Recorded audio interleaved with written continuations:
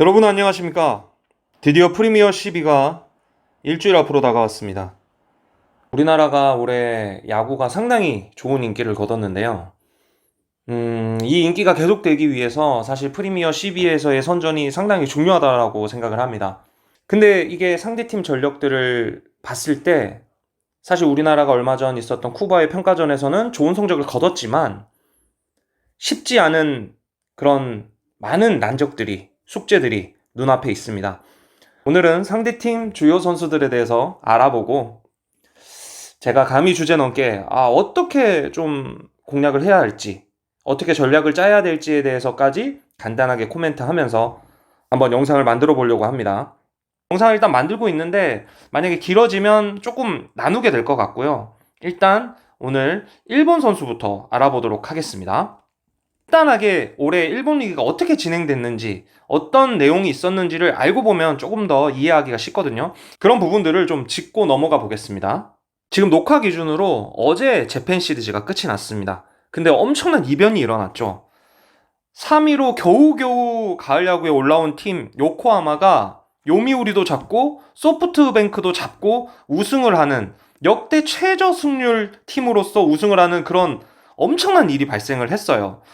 요코하마가 기록한 5할 7리라는 성적은 우리나라 SSG와 KT가 기록했던 공동 5위 팀이죠. 기록했던 그 승률과 똑같은 겁니다. 그러니까 우리나라로 생각을 하자면 KT나 SSG가 올라가서 우승을 한 거예요. 그럼 얼마나 난리가 났겠어요, 팬들이. 일단 전반적인 일본 선수들의 성적을 한번 알아보겠습니다. 올해 일본은 엄청난 투고 타자 시즌이었어요. 지금 기록을 보시면 알겠지만 3할 타자가 2명밖에 되지 않습니다. 투수들의 평균 자책을 봤을 때는 방어율이 엄청 낮죠. 그런 부분들을 생각을 하면은 투고 타저의 시즌이었다. 그리고 타점 1위가 86타점. 우리가 잘 아는 무라카미입니다. 그리고 홈런 1위도 무라카미인데 33개. 30홈런은 친 타자가 한 명밖에 없어요. 그리고 또 특이한 게 있습니다. 도루 1위를 기록한 선수가 치카모토 코지라고 19개를 기록을 했어요. 지금 도루왕이 20개 미만인 건 1944년 이래 처음 있는 일. 센트럴 리그, 퍼시픽 리그 2개 리그가 되고 처음 일어난 아주 진기한 일이라고 합니다. 퍼시픽 리그에도 비슷하게 적용이 되는데요. 타율 1위가 3할 1푼 4리 콘도 겐스케. 이 선수가 바로 우리나라와 WBC 경기에서 홈런을 기록했던 선수인데 이 선수는 이번에 프리미어 12에 나오진 않지만 3할 타자가 한 명이에요. 퍼시픽 리그에는. 그리고 평균 자책점 역시 1점대 방어율 투수가 한 명이긴 하지만 5위까지 다 2점대 방어율을 기록을 하고 있고요. 이곳 역시 야마카와 호타카라는 선수가 홈런을 34개, 30홈런이 한 명밖에 되지 않습니다. 도루는 조금 말이 돼요. 41개 기록한 슈토 유쿄 선수가 1위를 기록을 했고요. 아무튼 올해 일본 프로야구는 상당히 진기한 일이 많은 그런 해였다라고 하더라고요. 히로시마 같은 경우에는 팀 홈런이 52개였대요. 오타니 한 명보다 한 팀에서 치는 홈런이 안 되는 정말 엄청난 투고 타저의 해였습니다.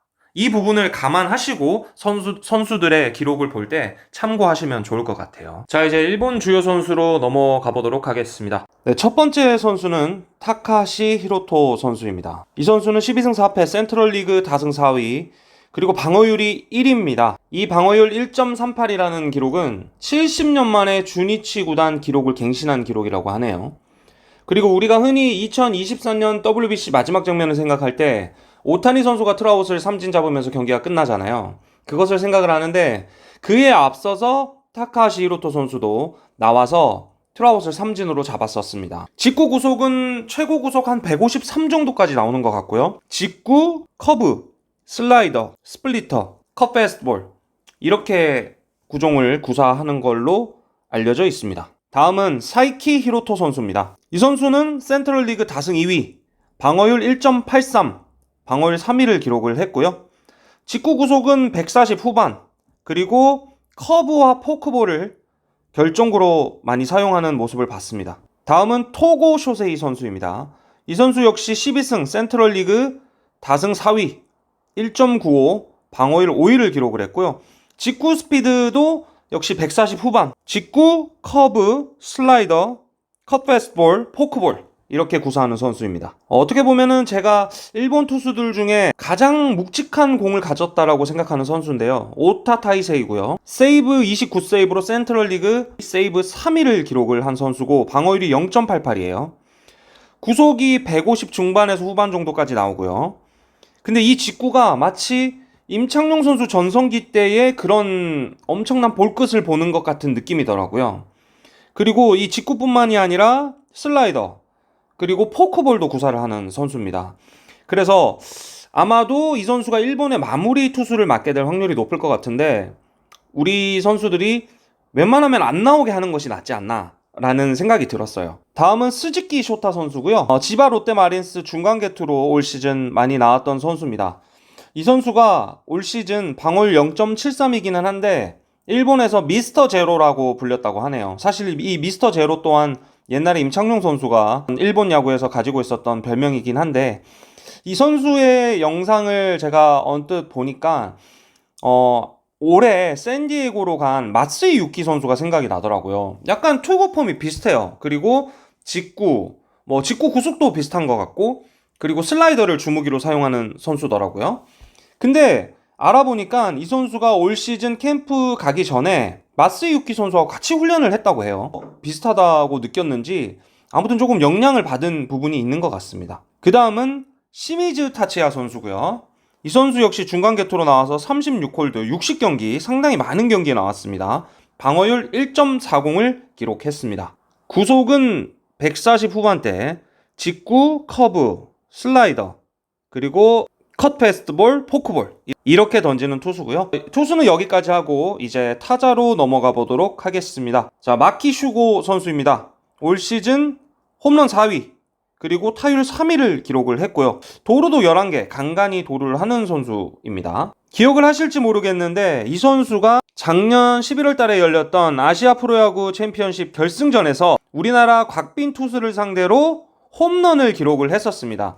물론 그때 그 공이 조금 실투긴 했어요. 지금 보시면 여기 가운데 들어가는 볼이었고 구종은 커브였는데 아무튼 잘 쳤죠. 원 스트라이크에서 카운트 잡으러 들어간 커브를 그대로 때려내서 홈런을 만들어냈던 바로 그 선수입니다. 다음은 쿠리하라 료야 선수입니다. 이 선수가 제가 언뜻 좀 익숙하다라는 느낌을 받았거든요. 어디서 봤는데 이런 느낌을 보니까 옛날에 이대호 선수가 후쿠오카 돔에 투어를 간 유튜브 영상이 있어요. 이대호 유튜브 채널에. 근데 거기서 그 무슨 엄청 수비 잘한다는 그 코치 옆에서 같이 그때 훈련을 하고 있던 선수가 쿠리하라 료야 선수더라고요. 아무튼 이 선수가 최근에 상당히 기록이 좋습니다. 많이 성장을 했어요. 2020년부터 거의 두 자릿수 홈런을 기록을 하고 있고 올해도 퍼시픽 리그 홈런 5위 20개를 때려냈고요. 타율도 5위입니다. 2할 7푼 3리. 그리고 출루율도 5위예요. 상당히 일본에서 뛰어난 활약을 하고 있는 타자 중에 한 명입니다. 다음은 코조노 카이토 선수고요. 이 선수가 일본에서 현재 공수주 3박자를 갖췄다는 평가를 받는 선수입니다. 타율도 2할 9푼 나쁘지 않고요. 출루율 3할 2푼 1리. 그리고 유격수를 뛰면서 사실 타율이 지금 2할 8푼이면 일본에서 상당히 좋은 편이거든요. 그리고 도루도 13개 정도를 기록하고 있기 때문에 어느 정도 발도 빠른 것 같은 그런 느낌의 타자입니다. 이 선수가 20살 때 결혼을 했다고 해요. 참 어릴 때 결혼을 했네요. 그리고 작년에 제가 아시아 프로야구 챔피언십에 갔을 때 엄청나게 시끄러웠던 응원 소리를 기억하고 있거든요. 그 소리가 코조노 선수를 응원하는 소리였는데 한번 보시죠. 여러분, 이 영상은 제 유튜브 채널에 있는 영상입니다. 그렇기 때문에 제가 이렇게 사용을 했고요. 네, 저기 코조노 선수 이름이 들어가 있고 관중들이 엄청 열광이죠. 일본에서 조금 사랑받는 선수라는 느낌이 들었어요. 그때 제가 갔을 때 기억하기로는 가장 많은 함성을 받는, 가장 많은 응원을 받는 선수로 기억을 하고 있습니다. 저희 와이프도 그때 같이 갔는데 제가 나오면 왜 이렇게 시끄럽냐라고 얘기를 했던 기억이 나거든요. 자, 다음 선수는 타츠미 료스케 선수입니다. 안타 1위를 기록을 했고요. 도루 20개, 도루 4위, 타율 2할 9푼 4리 2위를 기록한 선수입니다. 다음은 이소바타 료타 선수인데요. 이 선수는 보시면 타율이 1할 6푼 1리예요. 하지만 이 선수가 이제 주목받는 이유는 도루를 보시면 지금 도루가 18개, 도루 6위를 기록한 선수고요. 아무래도 경기 후반 대주자 요원으로 많이 나올 것 같아요. 그렇기 때문에 이 선수 다리를 좀 조심을 해야 될 것 같고, 이 선수가 니뽀넴에서 뛰잖아요. 감독이 이 선수의 다리만큼은 정말 대단한 다리라고 인정을 한다고 합니다. 중학교 때 2024년 파리올림픽 육상 선수 써니 브라운에게 이겼을 정도의, 그 정도로 발이 빠른 그런 선수입니다. 지금부터는 이전에 우리가 일본과에 있었던 경기들 내용에 대해서 조금 살펴보고, 진 경기를 토대로 우리가 이때 이런 부분들이 아쉬웠고, 이긴 경기를 토대로 우리는 이번에도 이렇게 해야 된다 짚고 넘어가 보도록 하겠습니다. 자, 일단 월드 베이스볼 클래식, 우리가 3대 0으로 이기고 있다가 역전을 당하는 경기죠. 그 경기 초반에 사실 1회, 2회 동안 김광현 선수의 볼이 정말 좋았어요. 제가 느끼기에는. 지금 보시면 사진, 두 번째 사진입니다. 밑에 있는 사진요. 김광현 선수가 지금 바깥쪽 꽉 찬 직구로 삼진을 잡았어요. 일본 선수들은 가운데로 몰리면 안 돼요. 뭐 일본 선수들뿐만이 아니라 모든 선수들이 그렇겠지만 상대를 할 때 무조건 코너웍 승부를 잘 해줘야 됩니다. 지금도 바깥쪽 꽉 찬 볼이 들어가니까 움찔하거든요. 그래서 스트라이크 아웃이 되는 장면이고, 여러분 기억하실지 모르겠는데 김광현 선수가 오타니 선수도 삼진 잡았어요. 첫 번째 사진이 바로 오타니 선수 삼진 잡는 장면입니다. 3-2 풀카운트에서 지금 바깥쪽으로 가는 슬라이더, 사실은 이게 볼이었어요. 조금 빠지는 볼이었죠. 슬라이더로 바로 삼진을 잡는 볼이었고요. 그리고 2회에 올라와서도 지금 바깥쪽 꽉 찬 직구예요. 이 볼로 삼진을 잡는 모습을 우리가 봤습니다. 계속해서 나오는데요. 첫 번째 사진을 보시면 이것 또한 바깥쪽 볼이에요. 이 체인지업으로 또 삼진을 잡고, 그 다음 타자도 또 체인지업으로 삼진을 잡습니다. 결국에 여기서 우리가 얻을 수 있는 결론은 뭐냐? 일본 타자들은 바깥쪽 승부를 잘해야 된다는 거예요. 근데 그렇게 잘 던졌던 김광현 선수가 이제 3회부터 조금씩 흔들리기를 시작합니다. 3회 첫 타자가 나오자 3-2 풀카운트까지 아주 집요하게 끌고 갑니다. 그러면서 던진 공이 바깥쪽으로 공 한 개 반 정도 빠진 볼이 돼요. 그러면서 볼넷으로 주자가 출루를 하고요. 그리고 이 주자가 또 1루에 나가 그냥 가만히 있었던 게 아니죠. 2루로 도루를 하면서 흔들었어요. 흔들었고 또 다음 타자가 또 3-2 풀카운트까지 갑니다. 그리고 이 공 또한 크게 벗어난 것도 아니에요. 아주 한 개 반. 아까 딱 그 정도의 볼이에요. 하지만 우타자기 때문에 좀 더 안쪽으로 깊숙이 들어간 볼인 것 같죠, 느낌상. 그리고 또다시 볼넷으로 나가게 돼요. 주자가 1, 2루가 됐고, 그 다음 타자가 루빠 선수였던 것 같은데, 그 선수 또한 3-2 풀카운트까지 끌고 가서 결국에는 김광현 선수가 여기서 볼넷을 주면 안 되잖아요. 그러다 보니까 한가운데로 집어넣은 볼이 결국 안타를 맞으면서 이때부터 김광현 선수가 상당히 흔들리기 시작합니다. 그리고 그 3대1 상황에서 또 지금 가운데 직구를 던지거든요. 또 안타가 나와요. 사실은 이 이전에 투수를 조금 교체하는 것도 괜찮아 보였어요. 왜냐면 지금 풀카운트 승부를 하다가 안타를 맞았고, 그리고 일본 타자들이 한 바퀴 타순을 돌았기 때문에 어느 정도 학습 능력이 생겼을 거란 말이죠. 그 학습 능력이 상당히 뛰어난 일본 타자들이에요. 그렇기 때문에 이번에 경기를 할 때도 우리는 투수를 오프너 정도 개념으로 생각을 하고 조금 빠른 교체를 하는 것이 저는 맞다라고 생각을 합니다. 지금 보세요. 3대1에서 또 가운데로 집어넣고 맞고, 그 다음 3대2 만루에서 또 원태인 선수가 나와서 가운데 높은 볼을 던지고 안타를 허용합니다. 지금 밑에 사진을 보면 원태인 선수가 또 가운데 볼을 던져요. 그러면서 또 안타를 허용을 하고요. 그리고 이거는 위의 사진은 4대3에서 원태인 선수가 저는 잘 던졌다라고 생각을 하거든요. 바깥쪽 변화구를 던졌고요. 이것에 마키 슈고 선수가 컨택을 하면서 땅볼로 아웃이 되는 장면입니다. 제가 아까부터 계속 바깥쪽 볼의 중요함을 이야기를 하고 있는데, 사실 지금 일본 타자들이 범타로 물러나던가 삼진을 당하는 볼은 전부 다 바깥쪽 볼이라고 생각을 하시면 돼요. 이러면서 이후에 우리가 또 박건우 선수의 홈런으로 추격을 하거든요.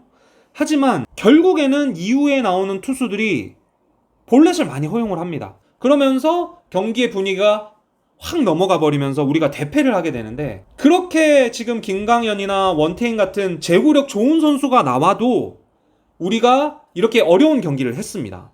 그러니까 이후에 제구력 안 되는 투수들이 나와서 대량 실점을 해요.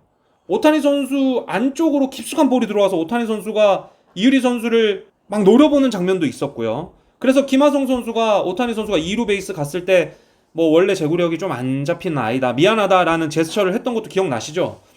그렇기 때문에 제구력 있는 선수들이 꼭 이번에 뽑혀서 가야 된다는 거예요. 네, 위에 이제 첫 번째 사진은 저번 프리미어십이 대회 때 홈런을 허용하는 장면인데요. 이때 또한 우리가 앞서 있었어요. 3대1로. 하지만 이 볼은 양현종 선수가 던진 볼이었는데 비교적 잘 들어갔습니다. 안쪽으로 붙어서 들어가는 볼이었는데 사실 조금 더 낮았더라면 홈런 안 맞았겠죠. 하지만 안쪽으로 들어가는 볼을 그대로 당겨서 3점짜리 홈런을 치면서 우리가 4대3으로 역전을 당했어요. 프리미어 12도 그렇고 월드 베이스볼 클래식도 그렇고 우리가 다 앞서가던 경기였습니다.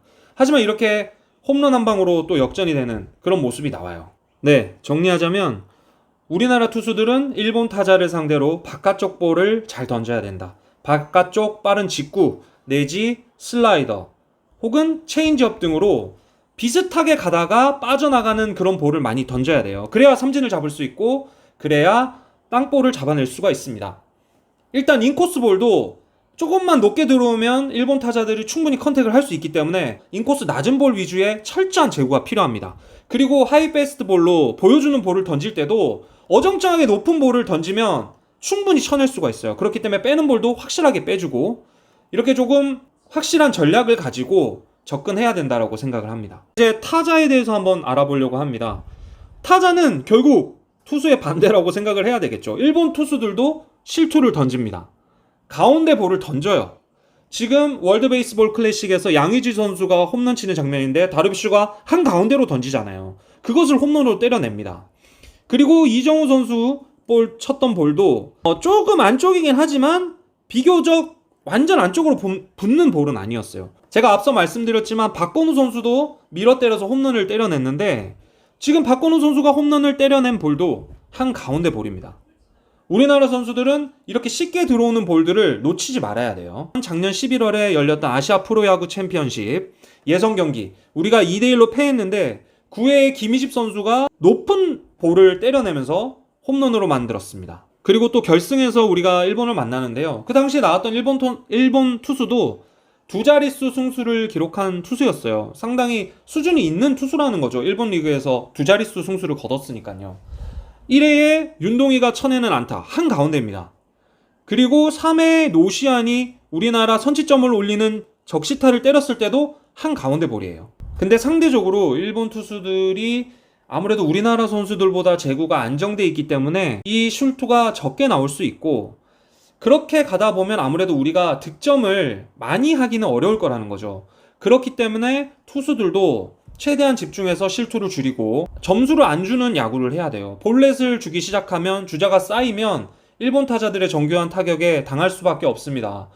아까 김강현 선수 같은 대선수도 그렇게 흔들리잖아요. 그렇기 때문에 최소한 볼넷을 줄이고 그리고 바깥쪽 승부를 이어가야 된다라고 생각합니다. 어떻게 영상을 찍다 보니까 너무 길어진 것 같네요. 지금까지 저의 주제 넘는 프리미어 12 일본팀 분석을 들어주셔서 감사합니다.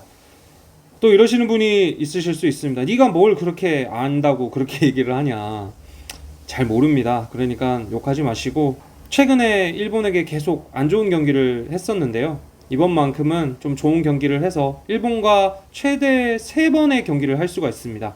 일단 대만 예선에서 한 경기 하고 거기서 만약에 슈퍼라운드로 올라오면 일본 도쿄돔에서 토요일날 B조 1위 팀과 2팀이 경기를 하게 되거든요. 거기서 또 경기를 하게 되고 만약에 우리나라가 슈퍼라운드에서도 좋은 성적을 거두면 이제 결승전 일요일날 있는 결승전에서 또 경기를 하게 되는데 아무래도 일본이 거의 무조건 올라간다고 생각을 하고 나머지 이제 한 개 팀이 우리나라가 되면 총 3번의 경기를 하게 되는 건데요.